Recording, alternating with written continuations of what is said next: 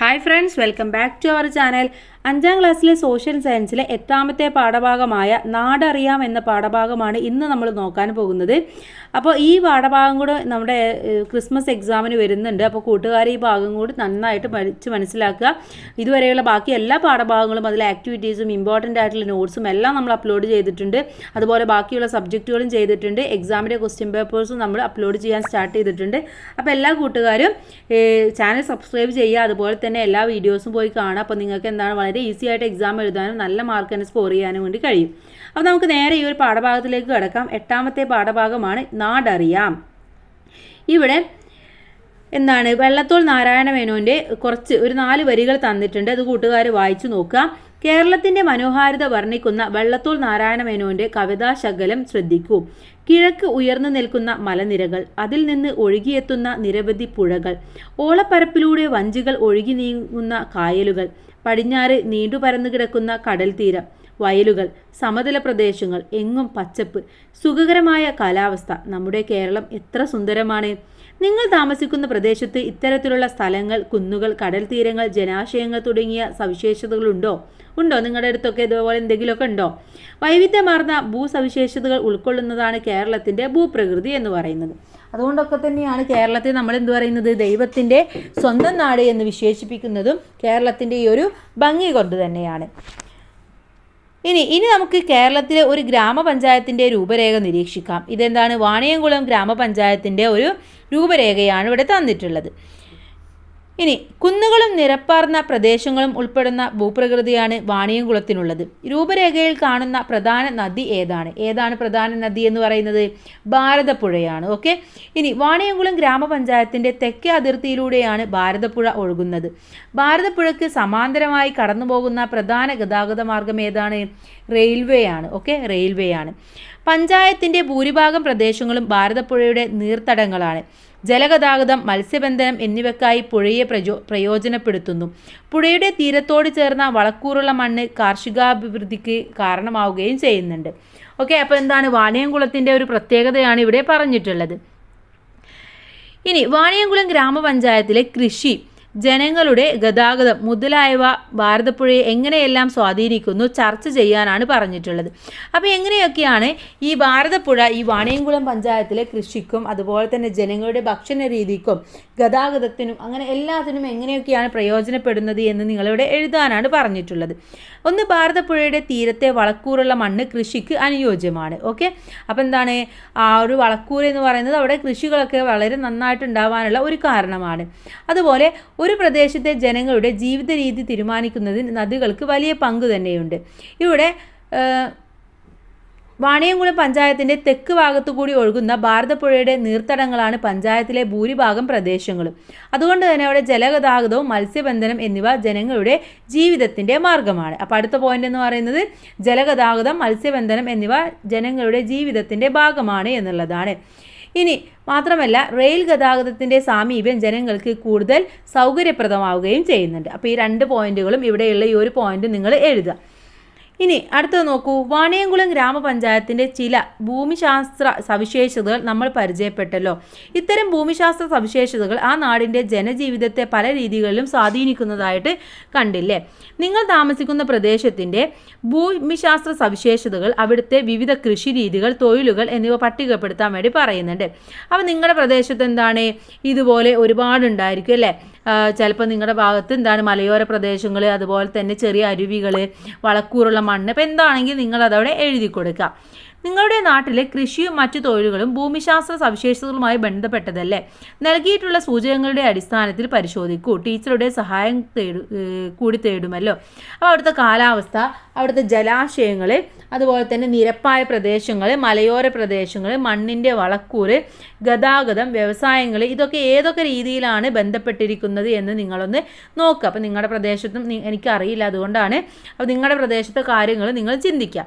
ഇനി നിങ്ങൾ കണ്ടെത്തിയ വിവരങ്ങളും പ്രദേശത്തിൻ്റെ ഭൂമിശാസ്ത്ര സവിശേഷതകളും ഉൾപ്പെടുത്തി ചുവടെ നൽകിയിട്ടുള്ള ശീർഷകത്തിൽ ഒരു പ്രാദേശിക ഭൂമിശാസ്ത്ര രേഖ തയ്യാറാക്കാൻ വേണ്ടി പറഞ്ഞിട്ടുണ്ട്. എങ്ങനെയാണ് തയ്യാറാക്കേണ്ടത്? ഒന്ന്, പ്രദേശം വാർഡ് ഉൾപ്പെടുന്ന രൂപരേഖ വരയ്ക്കുക. അതുപോലെ ഭൂമിശാസ്ത്രമായിട്ടുള്ള സവിശേഷതകൾ എന്തൊക്കെയാണെന്ന് ചേർക്കുക. കൂടാതെ ജനജീവിതത്തിന് ഭൂമിശാസ്ത്ര സവിശേഷതകളുമായിട്ടുള്ള ബന്ധം എന്താണെന്ന് നോക്കുക.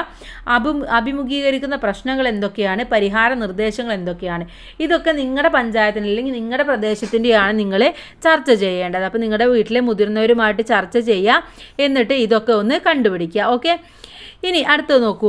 നിങ്ങളുടെ പ്രദേശത്തിൻ്റെ ഭൂമിശാസ്ത്ര സവിശേഷതകൾ ചർച്ച ചെയ്തല്ലോ. ഇതുപോലെയാണല്ലോ നമ്മുടെ സംസ്ഥാനത്തിൻ്റെ ഭൂപ്രകൃതിയുടെ സവിശേഷതകൾ എന്ന് പറയുന്നത്, അല്ലേ? ഒരു ഭൂമിശാസ്ത്രം എന്ന് പറയുന്നത് എന്താണ്? നമ്മുടെ ഒരു ചെറിയൊരു പ്രദേശം മാത്രമാണ്. പക്ഷേ നമ്മുടെ കേരളം അല്ലെങ്കിൽ നമ്മുടെ പ്രദേശത്തിൻ്റെ സംസ്ഥാനത്തിൻ്റെ ഭൂപ്രകൃതി എന്ന് പറയുന്നത് വലിയ ഒരു ഏരിയ തന്നെയാണ്, അല്ലേ? കേരളത്തിൻ്റെ ഭൂപ്രകൃതി മണ്ണ്, ജലം, കാലാവസ്ഥ, വിളകൾ എന്നിവയെക്കുറിച്ചും അവ ജനജീവിതത്തിൽ ചെലുത്തുന്ന സ്വാധീനത്തെക്കുറിച്ചും നമുക്കൊന്ന് അന്വേഷിക്കാം. അപ്പോൾ അതൊക്കെയാണ് നമ്മൾ ഈ ഒരു പാഠഭാഗത്തിൽ പഠിക്കാൻ വേണ്ടി പോകുന്നത്. കേരളത്തിൻ്റെ ഭൂപ്രകൃതി ഇവിടെ നോക്കൂ. ഇവിടെ 3 നിറത്തിലാണ് ഈ കേരളത്തിൻ്റെ ഭൂപടം തന്നിട്ടുള്ളത്, അല്ലേ? നീലയിൽ കാണുന്നത് തീരപ്രദേശമാണ്, പച്ചയിൽ കാണുന്നത് ഇടനാട് പ്രദേശങ്ങളാണ്, ഇനി ചുവപ്പിൽ കാണുന്നത് മലനാട് പ്രദേശങ്ങളാണ്. അപ്പോൾ പ്രധാനമായിട്ടും നമ്മുടെ കേരളത്തിൻ്റെ ഭൂപ്രകൃതി എന്ന് പറയുന്നത് 3 രീതിയിലാണ്: തീരപ്രദേശം, ഇടനാട്, മലനാട് എന്നാണ്. നമുക്ക് നോക്കാം. ഭൂപടം നിരീക്ഷിച്ച് താഴെ പറയുന്ന കണ്ടെത്തി നോട്ട് ബുക്കിൽ എഴുതാൻ വേണ്ടി പറയുന്നുണ്ട്. കേരളത്തിലെ 3 ഭൂപ്രകൃതി വിഭാഗങ്ങൾ ഏതാണ് നമ്മൾ പറഞ്ഞു? ഏതൊക്കെയാണ്? മലനാട്, ഇടനാട്, തീരപ്രദേശം എന്നുള്ളതാണ്. ഇനി ഓരോ ഭൂപ്രകൃതി വിഭാഗത്തിൻ്റെയും സമുദ്രനിരപ്പിൽ നിന്നുള്ള ഉയരം എങ്ങനെയാണെന്ന് ചോദിച്ചിട്ടുണ്ട്. എത്രയാണ്? തീരപ്രദേശം എന്ന് പറയുന്നത് 7.5 മീറ്ററിൽ താഴെയാണ്. ഇടനാട് എന്ന് പറയുന്നത് 7.5 മീറ്ററിനും 75 മീറ്ററിനും ഇടയിലാണ്. അതുപോലെ മലനാട് എന്ന് പറയുന്നത് 75 മീറ്ററിന് മുകളിലാണ്. ഇനി അടുത്ത ചോദ്യം, ലക്ഷദ്വീപ് കടലിനോട് ചേർന്ന് കിടക്കുന്ന കേരളത്തിൻ്റെ ഭൂപ്രകൃതി വിഭാഗം ഏതാണ്? തീരപ്രദേശമാണ്, തീരപ്രദേശം. ഇനി തമിഴ്നാട്, കർണാടക എന്നീ സംസ്ഥാന അതിർത്തികളോട് ചേർന്ന് സ്ഥിതി ചെയ്യുന്ന കേരളത്തിൻ്റെ ഭൂപ്രകൃതി വിഭാഗം ഏതാണ്? മലനാടാണ്. ഓക്കെ, ഇനി നമുക്ക് കേരളത്തിൻ്റെ ഭൂപ്രകൃതി വിഭാഗങ്ങളെക്കുറിച്ച് കൂടുതൽ കാര്യങ്ങൾ പരിശോധിക്കാം. അപ്പോൾ നമ്മളിപ്പോൾ എന്താണ് പറഞ്ഞത്? ജസ്റ്റ് ഒന്ന് പറഞ്ഞു പോവുക മാത്രമാണ് ചെയ്തത്, അല്ലേ? ഏതൊക്കെയാണെന്ന് ജസ്റ്റ് ഒന്ന് പറയുക മാത്രമാണ് ചെയ്തത്. ഇനി നമുക്ക് നോക്കാനുള്ളത് ഡീറ്റെയിൽ ആയിട്ട് നമുക്ക് പഠിക്കാം. ഒന്നാമത്തേത് മലനാടാണ്. കേരളത്തിൻ്റെ ഭൂപടത്തിൽ മലനാടിൻ്റെ സ്ഥാനം കണ്ടെത്തൂ. എവിടെയാണ്? നമ്മൾ നേരത്തെ നോക്കിയല്ലേ? സമുദ്രനിരപ്പിൽ നിന്ന് ഏകദേശം 75 മീറ്ററിന് മുകളിൽ സ്ഥിതി ചെയ്യുന്നതും കുന്നുകളും മലകളും പർവ്വതങ്ങളും ഉൾപ്പെടുന്നതുമായ ഭൂപ്രകൃതി വിഭാഗമാണിത്. ഉയർന്ന തോതിൽ മഴ ലഭിക്കുന്നതും പൊതുവെ ഹരിതാഭവുമായ പ്രദേശമാണ് മലനാട്. കേരളത്തിലെ 44 നദികളും ഉത്ഭവിക്കുന്നത് ഈ ഭൂപ്രകൃതി വിഭാഗത്തിൽ നിന്നാണ്. ഓക്കെ, അപ്പോൾ എന്താണ്? വളരെ പച്ചപ്പ് നിറഞ്ഞ ഒരു പ്രദേശമാണ്. 44 നദികളും ഉത്ഭവിക്കുന്നത് ഇവിടെ നിന്നാണ്. 75 മീറ്ററിന് മുകളിൽ സ്ഥിതി ചെയ്യുകയാണ്. മലകളും കുന്നുകളും പർവ്വതങ്ങളും ഒക്കെ ഉൾപ്പെടുന്ന പ്രദേശമാണ്. അടുത്തത് ഇടനാടാണ്. അപ്പോൾ നമ്മൾ ആ ഭൂപടത്തിൽ നിന്ന് ഇടനാട് എവിടെയാണെന്ന് മനസ്സിലാക്കി. ഇനി മലനാടിനും തീരപ്രദേശത്തിനും ഇടയിലായി സ്ഥിതി ചെയ്യുന്ന ഭൂപ്രകൃതി വിഭാഗമാണ് ഇടനാട് എന്ന് പറയുന്നത്. സമുദ്രനിരപ്പിൽ നിന്ന് 7.5 മീറ്റർ മുതൽ 75 മീറ്റർ വരെയാണ് ഈ പ്രദേശത്തിൻ്റെ ഉയരം. ചെറുകുന്നുകളും താഴ്വരകളും നദീതടങ്ങളും ഒക്കെയാണ് ഇടനാടിൻ്റെ സവിശേഷത എന്ന് പറയുന്നത്. അടുത്തത് തീരപ്രദേശമാണ്. ലക്ഷദ്വീപ് കടലിനോട് ചേർന്ന് കാണുന്ന ഭൂപ്രകൃതി വിഭാഗമാണിത്. കടൽ തീരത്തോട് അടുത്ത് സ്ഥിതി ചെയ്യുന്ന ഈ പ്രദേശത്തിന് സമുദ്രനിരപ്പിൽ നിന്നും 7.5 മീറ്റർ വരെയാണ് ഉയരം എന്ന് പറയുന്നത്. ഇനി ഇവിടെ കേരളത്തിൻ്റെ ഭൂപടം തന്നിട്ടുണ്ട്. ഓക്കെ, ഇനി നൽകിയിരിക്കുന്ന രാഷ്ട്രീയ ഭൂപടത്തിന് മുകളിൽ ഒരു ട്രേസിംഗ് പേപ്പർ വെച്ച് ജില്ലകൾ വരച്ചെടുക്കും. അതിനുശേഷം ജില്ലകൾ വരച്ചെടുത്ത ട്രേസിംഗ് പേപ്പർ ചിത്രം 2 നോക്കിയിട്ട് അതിലെന്താണ്? കേരളത്തിൻ്റെ ഭൂപടത്തിന് മുകളിൽ ശരിയായ വിധം ക്രമീകരിച്ച് സൂപ്പർ എംബോസ് ചെയ്ത് താഴെ പറയുന്നവ കണ്ടെത്താനാണ് പറയുന്നത്. അപ്പോൾ ഇവിടെ നോക്കൂ. ഒന്നാമത്തത്, ഓരോ ജില്ലയിലും ഉൾപ്പെടുന്ന ഭൂപ്രകൃതി വിഭാഗങ്ങൾ ഏതൊക്കെയാണെന്ന് ചോദിച്ചിട്ടുണ്ട്. ഏതൊക്കെയാണ്? തീരപ്രദേശം, ഇടനാട്, മലനാട് എന്നിവയാണ്. ഇനി തീരപ്രദേശത്തുള്ള ജില്ലകൾ ഏതൊക്കെയാണ്? കാസർഗോഡ്, കണ്ണൂർ, കോഴിക്കോട്, മലപ്പുറം, തൃശ്ശൂർ, എറണാകുളം, ആലപ്പുഴ, കൊല്ലം, തിരുവനന്തപുരം. ഒന്നുകൂടെ പറയാം: കാസർഗോഡ്, കണ്ണൂർ, കോഴിക്കോട്, മലപ്പുറം, തൃശ്ശൂർ, കണ്ണൂർ, ആലപ്പുഴ, കൊല്ലം, തിരുവനന്തപുരം. ഇനി മൂന്നാമത്തെ ചോദ്യം, 3 ഭൂപ്രകൃതി വിഭാഗങ്ങളും ഉൾപ്പെടുന്ന ജില്ല ഏതാണെന്ന് ചോദിച്ചിട്ടുണ്ട്. ഏതൊക്കെയാണ്? ഒന്ന് എറണാകുളം, മറ്റൊന്ന് കോഴിക്കോട്, കണ്ണൂർ, കൊല്ലം, കാസർഗോഡ്. ഇതാണ് 3 പ്രകൃതി വിഭാഗങ്ങളും ഉള്ളത്. ഒന്നുകൂടെ പറയാം: എറണാകുളം, കോഴിക്കോട്, കണ്ണൂർ, കൊല്ലം, കാസർഗോഡ്. ഓക്കെ, ഇനി കേരളത്തിലെ കാലാവസ്ഥയെക്കുറിച്ച് പറയുന്നുണ്ട്. ആദ്യം നമുക്കിവിടെ മൺസൂണിനെ കുറിച്ച് പറയുന്നുണ്ട്, അത് നോക്കാം. കാലത്തിൻ്റെ മാറ്റത്തിനനുസരിച്ച് ഗതിമാറി വീശുന്ന കാറ്റുകളാണ് മൺസൂൺ കാറ്റുകൾ. ജൂൺ സെപ്റ്റംബർ മാസങ്ങളിൽ ഭൂമധ്യരേഖയ്ക്ക് വടക്ക് ഇന്ത്യൻ സമുദ്രത്തിൽ തെക്കു പടിഞ്ഞാറ് ദിശയിൽ നിന്നും കരയിലേക്ക് വീശുന്ന മഴക്കാറ്റുകളാണ് തെക്കു പടിഞ്ഞാറൻ മൺസൂൺ കാറ്റുകൾ. കടലിൽ നിന്നും വീശുന്നതിനാൽ ഇവ ഈർപ്പവാഹികളാണ്. കരയിലേക്ക് പ്രവേശിക്കുന്ന ഈ കാറ്റുകളെ പശ്ചിമഘട്ട നിരകൾ തടഞ്ഞു നിർത്തുന്നു. ഇതിൻ്റെ ഫലമായി കേരളം ഉൾപ്പെടുന്ന പടിഞ്ഞാറൻ തീരങ്ങളിൽ ഉയർന്ന തോതിൽ മഴ ലഭിക്കുന്നു. ഇതാണ് തെക്കു പടിഞ്ഞാറൻ മൺസൂൺ. കേരളത്തിൽ ഈ വർഷക്കാലം കാലവർഷം എന്ന് അറിയപ്പെടുന്നു. ഒക്ടോബർ നവംബർ മാസങ്ങളിൽ മൺസൂൺ കാറ്റുകൾ നേർവിപരീത ദിശയിൽ വടക്കു കിഴക്കു നിന്നും വീശുന്നു. ഈ കാറ്റുകൾ വടക്കു കിഴക്കൻ മൺസൂൺ കാറ്റുകൾ എന്നറിയപ്പെടുന്നു. ഈ കാറ്റുകളുടെ ഒരു ഭാഗം ബംഗാൾ ഉൾക്കടലിന് മുകളിലൂടെ കടന്നു പോകുന്നതിനാൽ ഈർപ്പപൂരിതമാവുകയും ഇന്ത്യയുടെ തെക്കൻ സംസ്ഥാനങ്ങളിൽ പലയിടങ്ങളിലും മഴയ്ക്ക് കാരണമാവുകയും ചെയ്യുന്നു. ഈ മഴക്കാലം കേരളത്തിൽ തുലാവർഷം എന്ന് അറിയപ്പെടുന്നു. അപ്പോൾ രണ്ട് മൺസൂൺ കാലങ്ങളാണ് നമുക്കുള്ളത്. ഒന്ന് തുലാവർഷവും മറ്റൊന്ന് കാലവർഷവും. ഇനി കേരളത്തിൻ്റെ കാലാവസ്ഥയെക്കുറിച്ച് പറയുന്നത് നോക്കൂ. ധാരാളം മഴ ലഭിക്കുന്ന നാടാണ് കേരളം. കേരളത്തിൽ പ്രധാനമായ 2 മഴക്കാലങ്ങളാണുള്ളത്. ഒന്ന് തെക്കു പടിഞ്ഞാറൻ മൺസൂൺ കാലം അഥവാ കാലവർഷം, മറ്റൊന്ന് വടക്കു കിഴക്കൻ മൺസൂൺ കാലം അഥവാ തുലാവർഷം എന്ന് പറയുന്നത്. കേരളത്തിൽ ലഭിക്കുന്ന മഴയുടെ ഭൂരിഭാഗവും തെക്കു പടിഞ്ഞാറൻ മൺസൂൺ കാലത്താണ്. കേരളത്തിലെ വേനൽക്കാലം മാർച്ച് മുതൽ മെയ് വരെയാണ്. ഇക്കാലത്ത് കൂടുതൽ ചൂട് അനുഭവപ്പെടുന്നു. വേനൽക്കാലത്ത് ഇടയ്ക്കെത്തുന്ന മഴ ചൂടിൻ്റെ തീവ്രതയ്ക്ക് കുറച്ച് ആശ്വാസം നൽകുകയും ചെയ്യുന്നു. അപ്പോൾ നമ്മൾ പറഞ്ഞ പോലെ തന്നെയാണ് 2 മഴക്കാലമുണ്ട്. പിന്നൊന്ന് പറയുന്നത് വേനൽക്കാലമാണ്. ഇനി കേരളത്തിലെ മണ്ണിനെ കുറിച്ച് പറയുന്നുണ്ട്. ഓക്കെ, ഇവിടെ മണ്ണേ നമ്പിലേലയ്യ എന്ന് പറയുന്ന ഒരു പാട്ട് ഉണ്ടല്ലേ. മണ്ണേ നമ്പിലേലയ്യ മരമിരുക്ക്, മണ്ണത്തെ നമ്പിലേലയ്യ മണ്ണിരുക്ക്, മണ്ണത്തെ നമ്പിലേലയ്യ കൊമ്പിരുക്ക് എന്ന് പറയുന്ന ഒരു നാടൻ പാട്ട് ഇവിടെ തന്നിട്ടുണ്ട്. അട്ടപ്പാടിയിലെ ഇരുളരുടെ പാട്ട് ശ്രദ്ധിക്കൂ. അപ്പോൾ അട്ടപ്പാടിയിലെ പാട്ടാണ് കേട്ടോ. ജീവജാലങ്ങളുടെ നിലനിൽപ്പിന് ജലവും വായുവും പോലെ പ്രാധാന്യമുള്ളതാണ് മണ്ണ്. മണ്ണും മനുഷ്യരും തമ്മിലുള്ള പരസ്പര ബന്ധത്തിലൂടെയാണ് മനുഷ്യ സംസ്കാരം രൂപപ്പെട്ടത്.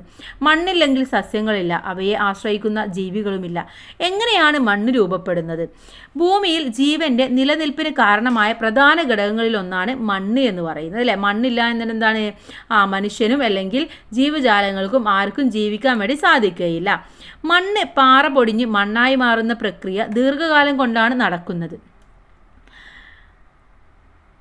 കാലാവസ്ഥ, പാറയുടെ ഘടന, കാലപ്പഴക്കം, സസ്യങ്ങളുടെയും ജന്തുക്കളുടെയും മറ്റു സൂക്ഷ്മജീവികളുടെയും പ്രവർത്തനം എന്നിവ മണ്ണ് രൂപപ്പെടുന്നതിന് കാരണമാകുന്നു. 1 ഇഞ്ച് കനത്തിൽ മണ്ണ് രൂപപ്പെടാൻ 1000-ലധികം വർഷങ്ങൾ വേണ്ടിവരുമെന്നാണ് കണക്കാക്കിയിട്ടുള്ളത്. ഇനി മണ്ണ് ഉപയോഗപ്പെടുത്തി മനുഷ്യൻ നടത്തുന്ന വൈവിധ്യമാർന്ന പ്രവർത്തനങ്ങളുടെ ചിത്രങ്ങൾ ശേഖരിക്കാൻ പറയുന്നുണ്ട്. എന്നൊരു ഡിജിറ്റൽ ആൽബം തയ്യാറാക്കാൻ വേണ്ടി പറയുന്നുണ്ട്. ഇനി ചെങ്കല്ല്, ചെമ്മണ്ണ്, എക്കൽ മണ്ണ്, വനമണ്ണ് എന്നിവയാണ് കേരളത്തിലെ പ്രധാന മണ്ണിനങ്ങൾ എന്ന് പറയുന്നത്. ഏതൊക്കെയാണ്? ചെങ്കൽ മണ്ണ് അഥവാ ലാറ്ററൈറ്റ് സോയില്, ചെമ്മണ്ണ് റെഡ് സോയില്, എക്കൽ മണ്ണ് അലുവിയൽ സോയില്, വനമണ്ണ് ഫോറസ്റ്റ് സോയില്. ഇതൊക്കെയാണ് കേരളത്തിലെ പ്രധാനപ്പെട്ട മണ്ണുകൾ എന്ന് പറയുന്നത്. കറുത്ത മണ്ണ് ബ്ലാക്ക് സോയില്, പീറ്റ് മണ്ണ് പീറ്റ് സോയിൽ എന്നിവയും ചില പ്രദേശങ്ങളിൽ കാണപ്പെടുന്നുണ്ട്. ഇനി പ്രധാന മണ്ണിനങ്ങളുടെ സവിശേഷതകളെക്കുറിച്ച് കൂടുതൽ വിവരങ്ങൾ ടീച്ചറുടെ സഹായത്തോട് ശേഖരിച്ച് കുറിപ്പ് തയ്യാറാക്കി ക്ലാസ്സിൽ അവതരിപ്പിക്കാൻ വേണ്ടി പറയുന്നുണ്ട്. ഓക്കെ, അപ്പോൾ കേരളത്തിലെ പ്രധാനപ്പെട്ട മണ്ണുകൾ ഏതൊക്കെയാണെന്ന് പറഞ്ഞു, അത് ഏതൊക്കെയാണെന്ന് മനസ്സിലായി. അപ്പോൾ അതിൻ്റെ സഹായത്തോട് കൂടിയിട്ട് ഓരോ മണ്ണിനെ കുറിച്ചിട്ടും ചെറിയ ഒരു നോട്ട് എഴുതാനാണ് പറഞ്ഞിട്ടുള്ളത്. നമുക്ക് ഇമ്പോർട്ടൻ്റ് ആയിട്ടുള്ള നോട്ട്സിൽ ഡിസ്കസ് ചെയ്യാം.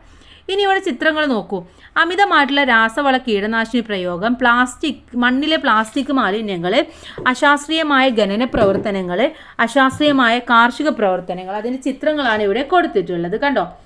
ഇനി ഇവിടെ മണ്ണിൻ്റെ തനത് സവിശേഷതകളെ ദോഷകരമായി ബാധിക്കുന്ന ചില സന്ദർഭങ്ങളുടെ ചിത്രങ്ങളാണ് നൽകിയിരിക്കുന്നത്. കൂടുതൽ സന്ദർഭങ്ങൾ കണ്ടെത്തി പട്ടികപ്പെടുത്താൻ വേണ്ടി പറയുന്നുണ്ട്. എന്തൊക്കെയാണ്? മറ്റൊന്ന് പറയുന്നത് പ്ലാസ്റ്റിക് ഉൾപ്പെടെയുള്ള മാലിന്യങ്ങളുടെ അമിതമായ സ്വാധീനം. ഓക്കെ, അതും ഒരു കാരണമാണല്ലേ. അതുപോലെ അമിതമായിട്ടുള്ള അശാസ്ത്രീയമായിട്ടുള്ള മനുഷ്യനിർമ്മിതികൾ, വനനശീകരണം, അതുപോലെ തന്നെ കുന്നുകളും മണ്ണുകളൊക്കെ ഇടിക്കൽ, ഇതൊക്കെ പ്രധാനമായിട്ടും പ്രകൃതിയെ ഇല്ലാതാക്കുന്ന സന്ദർഭങ്ങളാണ്.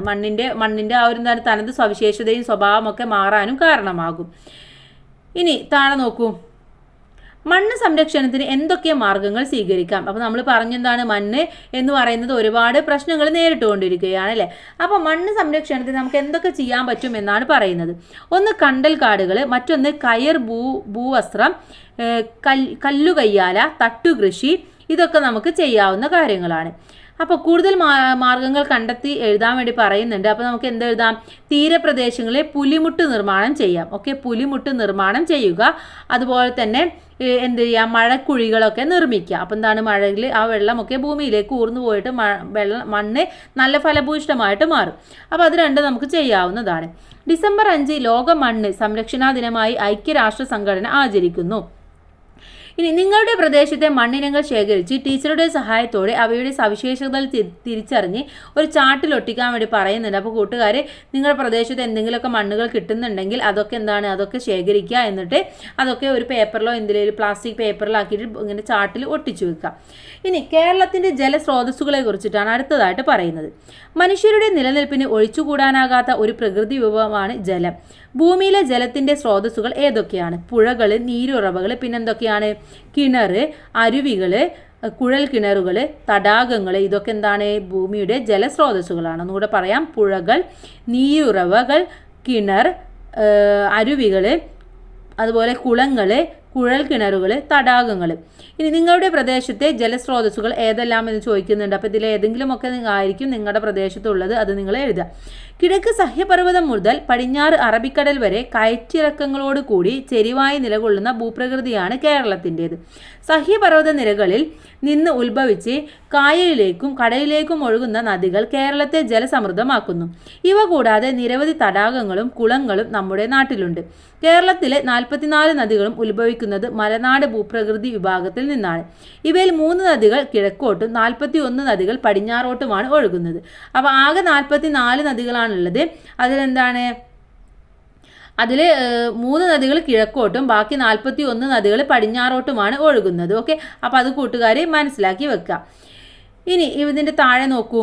നിങ്ങളുടെ സ്കൂളിലെ സാമൂഹ്യശാസ്ത്ര ലാബിൻ്റെ കേരളത്തിൻ്റെ നദീഭൂപടം നിരീക്ഷിച്ച് കിഴക്കോട്ടും പടിഞ്ഞാറോട്ടും ഒഴുകുന്ന നദികൾ കണ്ടെത്തി വേർതിരിച്ച് പട്ടികയായിട്ട് എഴുതാൻ വേണ്ടി പറയുന്നുണ്ട്. അപ്പോൾ ഏതൊക്കെയാണ് നമുക്ക് ഇമ്പോർട്ടൻ്റ് ആയിട്ടുള്ള നോട്ട്സിൽ പറയാം.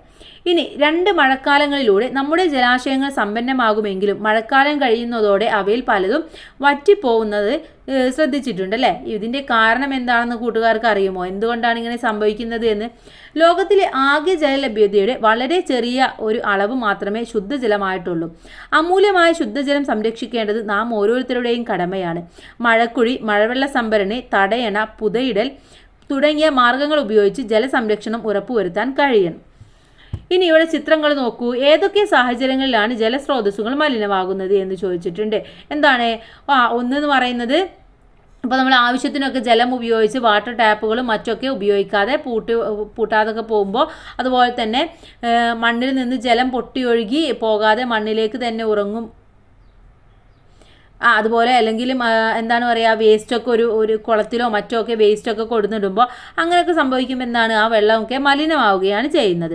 നിങ്ങളുടെ നാട്ടിലെ ജലാശയങ്ങൾ മലിനമാക്കപ്പെടുന്നുണ്ടോ? ചർച്ച ചെയ്യൂ. ജലാശയങ്ങളെ മലിനീകരണത്തിൽ നിന്ന് സംരക്ഷിക്കാൻ എന്തൊക്കെ മാർഗങ്ങളാണ് മുന്നോട്ട് വെക്കാനുള്ളത്? സംരക്ഷണ സന്ദേശന റാലി ഉൾപ്പെടുന്ന പ്ലക്കാർഡുകൾ തയ്യാറാക്കി ജലസംരക്ഷണ റാലി സംഘടിപ്പിക്കൂ. മഴവെള്ള സംഭരണത്തിൻ്റെ ആവശ്യകതയെക്കുറിച്ച് പ്രസംഗം നടത്തൂ. അപ്പോൾ നമ്മൾ നേരത്തെ പറഞ്ഞിട്ടുണ്ടായിരുന്നു എന്തൊക്കെയാണ് ചെയ്യാൻ പറ്റുന്നത്. നമുക്ക് ഇവിടെ പറഞ്ഞിട്ടുണ്ടല്ലേ, മഴക്കുഴി, മഴവെള്ള സംഭരണി, തടയണ, പുതയിടൽ, ഇതൊക്കെ നമുക്ക് ചെയ്യാവുന്ന കാര്യങ്ങളാണ്. അതുപോലെ തന്നെ മരങ്ങൾ വെച്ച് പിടിപ്പിക്കുക, ഒഴുകിപ്പോകുന്ന വെള്ളം തടഞ്ഞു നിർത്തുന്നതിന് പടമ്പിൽ തടയണകൾ ഉണ്ടാക്കുക, അതൊക്കെ നമുക്ക് ചെയ്യാം. ഇനി ജലാശയങ്ങൾ മലിനമാക്കപ്പെടുന്നത് ജീവജാലങ്ങളുടെ നിലനിൽപ്പിന് അപകടത്തിലാക്കുന്നു. നിലവിലുള്ള ജലസ്രോതസ്സുകളെ സംരക്ഷിക്കുന്നതിനും പരിപാലിക്കുന്നതിനും സർക്കാർ വിവിധ പദ്ധതികൾ നടപ്പാക്കുന്നുണ്ട്. ചുവടെ നൽകിയിരിക്കുന്ന പട്ടിക പരിശോധിക്കുക. അപ്പോൾ എന്താണ്, സർക്കാരും ഇത്തരത്തിൽ ഒരുപാട് കാര്യങ്ങൾ ചെയ്യുന്നുണ്ട്. ഏതൊക്കെയാണ്? ഇനി ഞാൻ ഒഴുകട്ടെ എന്ന പദ്ധതി ഹരിത കേരളം മിഷൻ്റെതാണ്. ഇനി മാലിന്യമുക്തം നവകേരളം എന്നുള്ളത് തദ്ദേശ സ്വയംഭരണ വകുപ്പിൻ്റെതാണ്. തെളിനീരൊഴുകും നവകേരളം തദ്ദേശ സ്വയംഭരണ വകുപ്പ് തന്നെയാണ്. ജൽജീവൻ മിഷൻ കേന്ദ്ര സർക്കാരിൻ്റെതാണ്. ഇനി ഇങ്ങനെയുള്ള കൂടുതൽ എന്തെങ്കിലും നിങ്ങൾക്ക് അറിയുമെങ്കിൽ അതും കൂടെ എഴുതി ചേർക്കാൻ വേണ്ടിയിട്ട് പറയുന്നുണ്ട്. ഓക്കെ, ഇനി നോക്കൂ, കേരളത്തിൻ്റെ വിളവൈവിധ്യം. കേരളത്തിലെ വ്യത്യസ്ത പ്രദേശങ്ങളിൽ കാണപ്പെടുന്ന ചില കാർഷിക വിളകളുടെ ചിത്രങ്ങളാണ് ഇവിടെ തന്നിട്ടുള്ളത്. നമുക്കറിയാം എന്താണ്, കേരളത്തിൽ ഒരുപാട് തരത്തിലുള്ള കൃഷി രീതികൾ നിലനിൽക്കുന്നുണ്ട് അല്ലേ. ഇനി ഏതൊക്കെ വിളകളാണ് ചിത്രത്തിൽ കാണുന്നത്? ഇവിടെ എന്തൊക്കെയാണ്? നെല്ലുണ്ട്, റബ്ബർ, തെങ്ങ്, തേയില അല്ലേ. ഈ വിളകൾ ഓരോന്നും പ്രധാനമായും ഏതു തരം ഭൂപ്രകൃതി വിഭാഗങ്ങളിലാണ് കൃഷി ചെയ്യുന്നത് എന്ന് ചോദിച്ചിട്ടുണ്ട്. ഇപ്പം എന്താണ്, ഓരോ സ്ഥലത്തും ഓരോ രീതിയിലാണ്. ഇപ്പം എന്താ, കുന്നും പ്രദേശത്ത് അല്ലെങ്കിൽ ഈ മലനാട്ടിലൊക്കെയാണ് നമ്മൾ തേയില കൃഷിയൊക്കെ നടത്താറുള്ളത്. ഇനി കേരളത്തിലെ എല്ലാ ഭൂപ്രകൃതി വിഭാഗങ്ങളിലും തേയില കൃഷി ചെയ്യാത്തത് എന്തുകൊണ്ടായിരിക്കാം? കാരണം എന്താണ്, അതിന് തണുപ്പ് വേണം, ഉയരം കൂടിയ പ്രദേശങ്ങളിലാണ് ഉണ്ടാവുന്നത്. കടൽ തീരത്തോട് ചേർന്ന പ്രദേശങ്ങളിൽ പൊതുവെ റബ്ബർ കൃഷി കാണുന്നില്ല. കാരണം എന്താണ്, എന്തുകൊണ്ടാണ്? അതിന് എന്താണ്, ഇത്രയധികം വെള്ളം ആവശ്യമായിട്ടില്ല. കുറച്ച് വരണ്ട പ്രദേശങ്ങളിലാണ് നമ്മൾ കൃഷി ചെയ്യാറുള്ളത്. ഇനി ഓരോ പ്രദേശത്തെയും കൃഷി അവിടുത്തെ ഭൂപ്രകൃതി, കാലാവസ്ഥ എന്നിവയുമായി ബന്ധപ്പെട്ടിരിക്കുന്നു. മണ്ണ്, ജലസേചന സൗകര്യം, സമുദ്രനിരപ്പിൽ നിന്നുള്ള ഉയരം എന്നിവയും കൃഷിയെ സ്വാധീനിക്കുന്നുണ്ട് അല്ലേ. എന്താണ്, ഓരോ സ്ഥലത്തെയും ഇപ്പം നമ്മൾ പറഞ്ഞു അല്ലേ, റബ്ബർ എന്തുകൊണ്ടാണ് അവിടെ കൃഷി ചെയ്യാത്തത് എന്ന് പറഞ്ഞു. കാരണം എന്താണ്, അവിടെ എന്തുകൊണ്ടാണ്, അവിടെ റബ്ബറിന് കൃഷി ചെയ്യാൻ അത്രയും വെള്ളം ആവശ്യമില്ല, വരണ്ട പ്രദേശത്ത് കൃഷി ചെയ്താൽ മതി. ഇനി ഇടുക്കി ജില്ലയിലെ മൂന്നാർ, പീരുമേട്, വയനാട് ജില്ലയിലെ മേപ്പാടി, വൈത്തിരി, തിരുവനന്തപുരം ജില്ലയിലെ പൊന്മുടി തുടങ്ങിയ പ്രദേശങ്ങളിൽ തേയില വ്യാപകമായി കൃഷി ചെയ്യുന്നു. പാലക്കാട് ജില്ലയിലും കുട്ടനാട്ടിലും നെൽകൃഷി വ്യാപകമാണ്. അപ്പോൾ എന്തുകൊണ്ടാണ്? അത് അവിടുത്തെ ഓരോ പ്രകൃതി അനുസരിച്ചാണ്. നിങ്ങളുടെ പ്രദേശത്ത് കൃഷി ചെയ്യുന്ന പ്രധാന വിളകൾ ഏതെല്ലാമാണെന്ന് കണ്ടെത്തി എഴുതാൻ വേണ്ടി പറയുന്നുണ്ട്. അപ്പോൾ നിങ്ങളുടെ പ്രദേശത്ത് ഏതെങ്കിലും കൃഷി രീതികൾ ഇതുപോലെ ഉണ്ടെങ്കിൽ അത് നിങ്ങളൊന്ന് എഴുതുക. ഇനി വളക്കൂറുള്ള മണ്ണും ധാരാളമായി ലഭിക്കുന്ന മഴയും കേരളത്തിൽ വ്യത്യസ്തമായ വിളകൾക്ക് അനുയോജ്യമായ സാഹചര്യം ഒരുക്കുന്നു. സമുദ്രനിരപ്പിൽ നിന്നുള്ള ഉയരക്കൂടുതൽ മൂലം അനുഭവപ്പെടുന്ന തണുത്ത കാലാവസ്ഥ, ചെരിവാർന്ന ഭൂപ്രകൃതി എന്നിവ മലനാട് മേഖലയിൽ തേയില, ഏലം, കാപ്പി, കുരുമുളക് മുതലായ വിളകൾക്ക് അനുകൂല സാഹചര്യം ഒരുക്കുന്നു. ഭൂപ്രകൃതിയും മണ്ണിൻ്റെ സവിശേഷതകളും ഇടനാട്ടിലെ വിളവൈവിധ്യത്തിന് കാരണമാകുന്നു. മരച്ചീനി, ചേമ്പ്, ചേന തുടങ്ങിയ കിഴങ്ങുവർഗ്ഗങ്ങളോടൊപ്പം ഇടനാട്ടിൽ വാഴകൃഷിയും റബ്ബർ കൃഷിയും വ്യാപകമാണ്. ഇന്ത്യയിൽ ഏറ്റവും കൂടുതൽ റബ്ബർ കൃഷി ചെയ്യുന്നത് കേരളത്തിലാണ്. തീരപ്രദേശത്തെ എക്കൽ മണ്ണിൻ്റെ സാന്നിധ്യം നെൽകൃഷിക്ക് അനുയോജ്യമാണ്. തെങ്ങ് സമൃദ്ധമായി വളരുന്നതിന് ഇവിടുത്തെ ഉപ്പുരസമുള്ള മണ്ണ് സഹായകമാണ്. കായലുകൾ മത്സ്യകൃഷിക്ക് ഉപയോഗിക്കുന്നുണ്ട്. ഇനി മലനാട്, ഇടനാട്, തീരപ്രദേശം എന്നിവിടങ്ങളിലെ പ്രധാന വിളകൾ പട്ടികപ്പെടുത്താൻ വേണ്ടി പറയുന്നുണ്ട്. അവിടെ എന്താണ്, ഒരു പ്രദേശത്തെ കാർഷിക സമൃദ്ധി ഉണ്ടാകണമെങ്കിൽ ഏതെല്ലാം ഘടകങ്ങൾ ഒത്തുവരണമെന്നാണ് ചോദിച്ചിട്ടുള്ളത്. എന്താണ്, ഒന്ന് അനുകൂലമായിട്ടുള്ള ഭൂപ്രകൃതി ഉണ്ടായിരിക്കണം, വളക്കൂറുള്ള മണ്ണുണ്ടായിരിക്കണം, മേന്മയുള്ള വിത്തുണ്ടായിരിക്കണം, അതുപോലെ തന്നെ മനുഷ്യ വിഭവശേഷി ഉണ്ടായിരിക്കണം, ജലസേചന സൗകര്യം ഉണ്ടായിരിക്കണം, ആധുനിക സാങ്കേതിക വിദ്യയും ഉണ്ടായിരിക്കണം. ഓക്കെ, ഇതൊക്കെ ഉണ്ടെങ്കിൽ മാത്രമേ നമുക്ക് നല്ല രീതിയിൽ സമൃദ്ധമായിട്ട് കൃഷി ചെയ്യാൻ വേണ്ടി സാധിക്കുകയുള്ളൂ. ഓരോ ഭൂപ്രകൃതി വിഭാഗത്തിലുമുള്ള മണ്ണ്, നിലനിൽക്കുന്ന കാലാവസ്ഥ, ലഭിക്കുന്ന മഴ എന്നിവയ്ക്ക് അനുസൃതമായാണ് അവിടുത്തെ കൃഷി രൂപപ്പെട്ടിട്ടുള്ളത്. കേരളത്തിലെ പല ആഘോഷങ്ങളും കാലാവസ്ഥയും ഭൂപ്രകൃതിയുമായി ഏറെ ബന്ധമുള്ളവയാണ്. ഓണം ഒരു വിളവെടുപ്പ് ഉത്സവമാണെന്നറിയാമോ? അതുപോലെ വിഷുവിനും വിളവെടുപ്പുമായി ബന്ധം. മഴക്കാലത്തിന് ശേഷം കേരളത്തിലെ ജലാശയങ്ങളിൽ നടക്കുന്ന വള്ളംകളി മത്സരങ്ങൾ, വയലുകളിൽ നടക്കുന്ന കാളപ്പൂട്ട് മത്സരങ്ങൾ എന്നിവ കാലാവസ്ഥയും ഭൂപ്രകൃതിയുമായി ബന്ധപ്പെട്ട ആഘോഷങ്ങൾക്ക് ഉദാഹരണങ്ങളാണ്. കൂടുതൽ ഉദാഹരണം കണ്ടെത്താൻ വേണ്ടി പറയുന്നുണ്ട്. അപ്പോൾ നമ്മുടെ നാട്ടിൽ എന്താണ്, പ്രധാനമായിട്ടും ഈ കാളപ്പൂട്ടും കാര്യങ്ങളും നടക്കാറുണ്ട്. അതുപോലെ തന്നെ ഓണം എന്ന് പറയുന്നത് തന്നെ നമുക്ക് ഇത്തരത്തിലുള്ള ഒരു ആഘോഷം തന്നെയാണ്. ഓണം എന്ന് പറഞ്ഞാൽ വിളവെടുപ്പ് കഴിഞ്ഞ ഒരു ആഘോഷമാണ്. ഇനി കേരളത്തിൻ്റെ തൊഴിൽ വൈവിധ്യത്തെക്കുറിച്ചാണ് അടുത്തതായിട്ട് നമുക്ക് നോക്കാൻ വേണ്ടി പോകുന്നത്. ഓരോ ഭൂപ്രകൃതി വിഭാഗത്തിലും വൈവിധ്യമാർന്ന കാർഷിക പ്രവർത്തനങ്ങൾ നടക്കുന്നുണ്ടെന്ന് നാം ചർച്ച ചെയ്തല്ലോ. കൃഷി മാത്രമാണോ കേരളത്തിലെ ജനങ്ങൾ ഏർപ്പെടുന്ന തൊഴിൽ മേഖല? ഏതൊക്കെ തൊഴിലുകളാണ് നിങ്ങളുടെ പ്രദേശത്ത് നിലനിൽക്കുന്നത്? ഏതൊക്കെയാണ് നമ്മുടെ അവിടെ? മീൻ വളർത്തൽ, കോഴി വളർത്തൽ, താറാവ് വളർത്തൽ, കന്നുകാലി വളർത്തൽ, ഇത്തരത്തിലുള്ള പ്രവർത്തനങ്ങളൊക്കെ നടത്താറുണ്ട്. ജനജീവിതം മെച്ചപ്പെടുത്തുന്നതിന് കാർഷിക രംഗത്ത് പുരോഗതിയോടൊപ്പം പ്രധാനമാണ് മറ്റു തൊഴിൽ മേഖലകളിലെ പുരോഗതി. ഒരു പ്രദേശത്തെ ജനങ്ങളുടെ പുരോഗതി നിർണ്ണയിക്കുന്നതിൽ അവിടുത്തെ പ്രകൃതി വിഭവങ്ങൾക്കും മനുഷ്യ വിഭവശേഷിക്കും പങ്കുണ്ട്.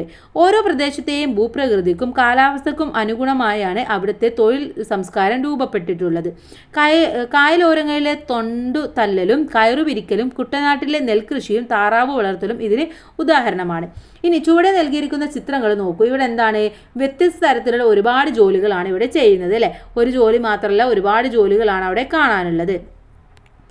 ഇനി ചിത്രങ്ങളിൽ സൂചിപ്പിച്ചിരിക്കുന്ന ഓരോ തൊഴിലും കേരളത്തിലെ ഏതേതു ഭൂപ്രകൃതി വിഭാഗങ്ങളിലാണ് മുഖ്യമായും കാണാൻ കഴിയുന്നതെന്ന് പട്ടികപ്പെടുത്താൻ വേണ്ടി പറയുന്നുണ്ട്.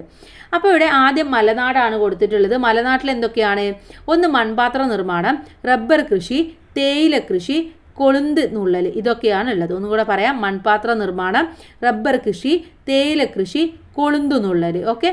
ഇനി അടുത്തതായിട്ട് ഇടനാടാണ്. ഇടനാട്ടിലാണെങ്കിൽ മൺപാത്ര നിർമ്മാണം, നെൽകൃഷി, റബ്ബർ കൃഷി, ഇതൊക്കെയാണ് ഉള്ളത്. തീരപ്രദേശത്ത് മത്സ്യബന്ധനം, തൊണ്ട് തല്ലി കയറ് പിരിക്കൽ, നെൽകൃഷി. ഒന്നുകൂടെ പറയാം: മത്സ്യബന്ധനം, തൊണ്ട് തല്ലി കയറ് പിരിക്കൽ, നെൽകൃഷി, ഇതൊക്കെയാണ് തീരപ്രദേശത്ത് ഉള്ളത്. ഇനി കേരളത്തിലെ വിദ്യാഭ്യാസ പുരോഗതിയും മെച്ചപ്പെട്ട സാമൂഹിക ഭൗതിക സാഹചര്യങ്ങളും ആധുനിക സാങ്കേതിക വിദ്യയും ജനങ്ങൾ ഏർപ്പെടുന്ന തൊഴിലുകളിൽ മാറ്റം ഉണ്ടാക്കി. അല്ലേ? എന്താണ്? വിദ്യാഭ്യാസം കിട്ടിയപ്പോൾ എന്താണ്? ഒരുപാട് ആളുകൾ ആ രീതിയിലുള്ള ജോലികൾക്കാണ് കൂടുതൽ ഇമ്പോർട്ടൻസ് കൊടുക്കുന്നത്. ആധുനിക സാങ്കേതിക വിദ്യ കാർഷിക പാരമ്പര്യ തൊഴിൽ മേഖലകളിൽ ഉണ്ടാക്കിയ മാറ്റങ്ങളെക്കുറിച്ച് അന്വേഷിച്ച് കുറിപ്പ് തയ്യാറാക്കാൻ വേണ്ടി പറയുന്നുണ്ട്. അപ്പോൾ ഇത്തരത്തിലുള്ള കുറിപ്പുകളൊക്കെ നമുക്ക് ഇമ്പോർട്ടൻ്റ് ആയിട്ടുള്ള നോട്ട്സിൽ ഡിസ്കസ് ചെയ്യാം. ഓക്കെ. ഉടൻ തന്നെ അതും കൂടി നമ്മൾ അപ്ലോഡ് ചെയ്യുന്നതാണ്, കാരണം വീഡിയോ അല്ലെങ്കിൽ ലെങ്തി ആവും. ഇനി കേരളവും പ്രകൃതി ദുരന്തങ്ങളും കുറിച്ചിട്ടാണ് അടുത്തതായിട്ട് പറയുന്നത്. കേരളത്തിൻ്റെ പ്രകൃതി ഭംഗിയും അനുകൂലമായ കാലാവസ്ഥയും ജനജീവിതം സുഗമമാക്കുന്നുവെന്ന് നാം കണ്ടല്ലോ. എന്നാൽ ചില സന്ദർഭങ്ങളിൽ പ്രകൃതി ദുരന്തങ്ങളും പ്രകൃതിക്ഷോഭങ്ങളും ഉണ്ടാകാറുണ്ട്. നമുക്കറിയാം അല്ലേ? ഇപ്പോൾ വയനാട്ടിലൊക്കെ ഉണ്ടായിട്ടുള്ളത് നമുക്ക് എന്താണ് ഒരിക്കലും മറക്കാൻ പോലും കഴിയാത്ത അത്രയും ഭയാനകമായിട്ടുള്ള ഒരു സംഭവം തന്നെയായിരുന്നു അല്ലേ? അപ്പോൾ അതൊക്കെ നമുക്കറിയാം എന്തൊക്കെയാണ് അവിടെ ഉണ്ടായത് എന്ന കാര്യങ്ങളൊക്കെ നമ്മൾ കണ്ടിട്ടുണ്ടായിരുന്നു. ഇനി പരിസ്ഥിതി ദുർബല പ്രദേശങ്ങൾ ധാരാളമുള്ള ഭൂപ്രകൃതിയാണ് കേരളത്തിനുള്ളത്. മനുഷ്യരുടെ ഇടപെടൽ മൂലമുണ്ടാകുന്ന പ്രതിസന്ധികൾ കൂടാതെ ചില പ്രകൃതി ദുരന്തങ്ങളും ജീവലോകത്തെ ഹാനികരമായി ബാധിക്കുന്നുണ്ട്. അതാണ് ഈ ഒരു ചിത്രത്തിൽ വന്നിട്ടുള്ളത്. ഒന്നെന്താണ്? ഫ്ലഡാണ്. മറ്റൊന്നെന്ന് പറയുന്നത് എന്താണ്? നമ്മുടെ ഈ ഒരു ഉരുൾപൊട്ടലൊക്കെ ഉണ്ടായതാണ്. പ്രകൃതി ദുരന്തങ്ങളുമായി ബന്ധപ്പെട്ട ചിത്രങ്ങളാണ് നൽകിയിരിക്കുന്നത്. ജീവനും സ്വത്തിനും പരിസ്ഥിതിക്കും അപായകരമായ പ്രകൃതി ദുരന്തങ്ങൾ ഏതൊക്കെയാണ് പട്ടികപ്പെടുത്താനാണ് പറയുന്നത്. ചുഴലിക്കാറ്റ്, കാട്ടുതീ, പിന്നെന്തൊക്കെയാണ്? ഭൂകമ്പം, ഉരുൾപൊട്ടൽ, വെള്ളപ്പൊക്കം, സുനാമി. ഒന്നുകൂടെ പറയാം: ഭൂകമ്പം, ഉരുൾപൊട്ടൽ, വെള്ളപ്പൊക്കം, സുനാമി. ഇനി എന്താണ് പ്രകൃതി ദുരന്തങ്ങൾ എന്ന് പറഞ്ഞാൽ? ജീവനും സ്വത്തിനും പരിസ്ഥിതിക്കും അപായകരമായ പ്രകൃതി പ്രതിഭാസങ്ങളെയാണ് നമ്മൾ പ്രകൃതി ദുരന്തങ്ങൾ എന്ന് പറയുന്നത്. ഇത്തരം പ്രകൃതി ദുരന്തങ്ങൾ മനുഷ്യരെയും മറ്റു ജീവജാലങ്ങളെയും പ്രതികൂലമായി ബാധിക്കുന്നു. 2004 ഉണ്ടായ സുനാമി കേരളത്തിൽ വലിയ കൊടുതിക്ക് തന്നെ കാരണമായി.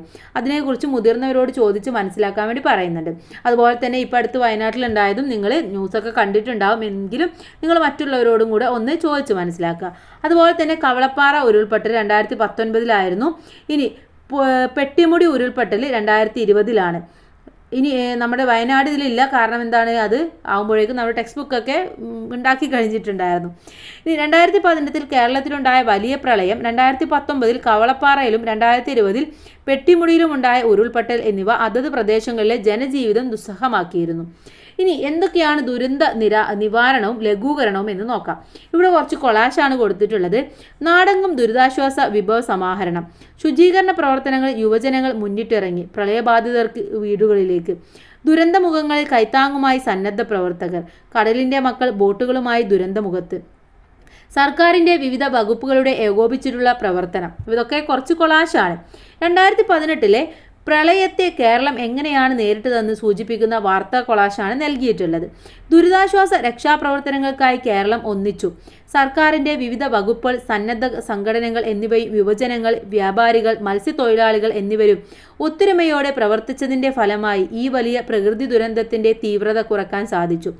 നിങ്ങളുടെ പ്രദേശത്ത് ദുരിതാശ്വാസ പ്രവർത്തനങ്ങളിൽ പങ്കാളികൾ ഉണ്ടോ? അവരുടെ അനുഭവങ്ങൾ അന്വേഷിച്ചറിയാനാണ് പറയുന്നത്. അപ്പോൾ ഒരുപാടുണ്ടാവും. അപ്പോൾ അവരോട് ചോദിച്ച് മനസ്സിലാക്കുക എന്തൊക്കെയാണ് അന്ന് സംഭവിച്ചത്, എങ്ങനെയൊക്കെയാണ് അവർ അതിനെ നേരിട്ടത് എന്നുള്ളത്.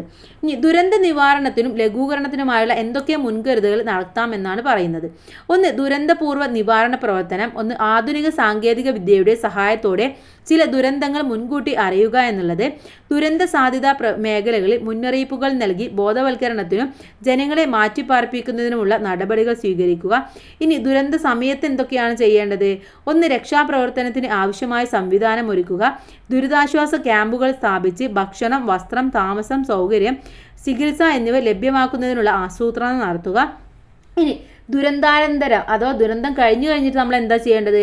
ഒന്ന്, ദുരന്ത ബാധിതരെ പുനരധിവസിപ്പിക്കുക. 2, ഭാവിയിൽ ഉണ്ടാകാൻ സാധ്യതയുള്ള ദുരന്ത സാഹചര്യങ്ങളെ പ്രതിരോധിക്കുന്നതിനുള്ള നടപടികൾ സ്വീകരിക്കുക. ഇതൊക്കെയാണ് നമുക്ക് ചെയ്യാൻ വേണ്ടി സാധിക്കുന്നത്. ഇനി പ്രകൃതി ദുരന്തങ്ങളുടെ നിവാരണത്തിനും ലഘൂകരണത്തിനുമായി പ്രവർത്തിക്കുന്ന സർക്കാർ വകുപ്പുകളും സംവിധാനങ്ങളും ഏതെന്ന് മനസ്സിലാക്കാം. ഒന്ന് കേരള റവന്യൂ ദുരന്ത നിവാരണ വകുപ്പ്, സംസ്ഥാന ദുരന്ത നിവാരണ അതോറിറ്റി, ജില്ലാ ദുരന്ത നിവാരണ അതോറിറ്റി, ദുരന്ത സാധ്യത അപഗ്രഥന cell, land and disaster management institute. ഇതൊക്കെയാണ് പ്രധാനമായിട്ടും പ്രവർത്തിക്കുന്നത്. ഇനി പ്രകൃതി ദുരന്ത നിവാരണത്തിനും ദുരിതാശ്വാസ പ്രവർത്തനങ്ങൾക്കുമായി ബന്ധപ്പെട്ട ചിത്രങ്ങൾ ശേഖരിച്ച് ടീച്ചറുടെ സഹായത്തോടെ ഡിജിറ്റൽ ആൽബം തയ്യാറാക്കാൻ വേണ്ടി പറയുന്നുണ്ട്. അത് കൂട്ടുകാർ ചെയ്തു നോക്കാം. ഇനി നാം വസിക്കുന്ന ഭൂപ്രദേശത്തെ വൈവിധ്യവും മണ്ണും ജലവും കാലാവസ്ഥയും വിളകളും നമ്മുടെ ജീവിതത്തെ എങ്ങനെയെല്ലാം സ്വാധീനിക്കുന്നുവെന്ന് നമ്മളിപ്പോൾ മനസ്സിലാക്കി. ഈ മണ്ണിൻ്റെ സമൃദ്ധിയും തെളിനീരും വരാനിരിക്കുന്ന തലമുറകൾക്ക് കൂടി കരുതി വെക്കേണ്ട ചുമതല നമുക്കുണ്ട്. അതിനാൽ പ്രകൃതിയുടെ സന്തുലിതാവസ്ഥയ്ക്ക് കോട്ടം തട്ടാതെയുള്ള ജീവിത രീതിക്കും വികസനത്തിനുമാണ് നാം മുൻഗണന നൽകേണ്ടത്. ഓക്കെ, അങ്ങനെ മുൻഗണന കൊടുത്തു കഴിഞ്ഞാൽ മാത്രമേ വരും തലമുറക്ക് നമ്മുടെ ഈ ഒരു പ്രകൃതിയും നമ്മളെ ഈ കാണുന്ന എല്ലാ സുഖ സൗകര്യങ്ങളും അവർക്ക് ലഭിക്കുകയുള്ളൂ. അപ്പോൾ ഇത്രയുമാണ് നമ്മുടെ ഈ ഒരു പാഠഭാഗം എന്ന് പറയുന്നത്. അപ്പോൾ നമ്മുടെ നാടിനെ കുറിച്ചിട്ട് ഒരുപാട് കാര്യങ്ങൾ നമ്മൾ മനസ്സിലാക്കി. എന്തൊക്കെ മനസ്സിലാക്കി? ഭൂപ്രകൃതിയെ കുറിച്ച് മനസ്സിലാക്കി. അതുപോലെ തന്നെ എന്താ പറയുന്നത്, കൃഷി രീതികളെക്കുറിച്ച് മനസ്സിലാക്കി. എല്ലാ ഭാഗത്തും ഒരേ കൃഷി രീതിയാണോ, പ്രകൃതി ദുരന്തങ്ങൾ എന്തൊക്കെയാണ്, അതെങ്ങനെയൊക്കെയാണ് നമുക്ക് ഇല്ലാതാക്കാൻ വേണ്ടി സാധിക്കുക, അതുപോലെ തന്നെ അതിനായിട്ട് പ്രവർത്തിക്കുന്ന അതോറിറ്റികൾ ഏതൊക്കെയാണെന്നൊക്കെ നമ്മൾ മനസ്സിലാക്കി. അപ്പോൾ ഇത്രയുമാണ് ഈ ഒരു പാഠഭാഗം. ഇനി ഇതിൻ്റെ തുടർ പ്രവർത്തനങ്ങളാണുള്ളത്. ഒന്ന്, കേരളത്തിലെ 3 ഭൂപ്രകൃതി വിഭാഗങ്ങളിലെയും കാർഷിക വിളകൾ, മണ്ണിനങ്ങൾ, തൊഴിലുകൾ തുടങ്ങിയ വിവരങ്ങൾ ഉൾപ്പെടുത്തി ചുമർ പത്രിക തയ്യാറാക്കാൻ. നിങ്ങളുടെ സ്കൂൾ പ്രദേശത്തെ മണ്ണിൻ്റെ സവിശേഷതകൾ മണ്ണ് ആപ്പിലൂടെ കണ്ടെത്തുക. സ്കൂളിൽ കൃഷി ചെയ്യാവുന്ന വിളകൾ ആപ്പിൽ നിന്നും തിരഞ്ഞെടുക്കുക. കാർഷിക ക്ലബിൻ്റെ ആഭിമുഖ്യത്തിൽ മണ്ണ് ആപ്പിലെ നിർദ്ദേശങ്ങളുടെ സഹായത്തോടു കൂടി മണ്ണിൻ്റെ ഫലപുഷ്ടി വർദ്ധിപ്പിച്ച് നിങ്ങളുടെ ഉച്ചഭക്ഷണത്തിന് ആവശ്യമായ പച്ചക്കറി ഉൽപ്പാദിപ്പിക്കുക. കേരളത്തിലെ ഭൂപ്രകൃതിയും ജനജീവിതവും എന്ന വിഷയത്തെ അടിസ്ഥാനമാക്കി സെമിനാർ സംഘടിപ്പിക്കുക. ഓരോ ഭൂപ്രകൃതി വിഭാഗത്തിലെയും മണ്ണ്, ജലം, വിളകൾ, തൊഴിലുകൾ എന്നിവ ഉൾപ്പെടുത്തി വിവരങ്ങൾ ശേഖരിക്കുക. നിങ്ങളുടെ നാട്ടിലെ കാർഷിക മേഖല നേരിടുന്ന പ്രശ്നത്തെക്കുറിച്ചും അവയുടെ പരിഹാര മാർഗങ്ങളും കർഷകരുമായി ചർച്ച ചെയ്ത് റിപ്പോർട്ട് തയ്യാറാക്കുക. കേരള ദുരന്ത നിവാരണ അതോറിറ്റിയുടെ ഔദ്യോഗിക വെബ്സൈറ്റ് സന്ദർശിച്ച് അതിൻ്റെ പ്രവർത്തനങ്ങൾ മനസ്സിലാക്കുക. ഇതൊക്കെയാണ് തുടർ പ്രവർത്തനങ്ങൾ എന്ന് പറയുന്നത്. ഇനി അടുത്ത പാഠഭാഗം എന്ന് പറയുന്നത് 9ാമത്തേതാണ്, തുല്യതയിലേക്ക് എന്ന പാഠഭാഗമാണ്. അത് നമുക്ക് എക്സാം കഴിഞ്ഞിട്ട് ഡിസ്കസ് ചെയ്യാം. അപ്പോൾ എല്ലാ കൂട്ടുകാർക്കും താങ്ക്സ് ഫോർ വാച്ചിങ്.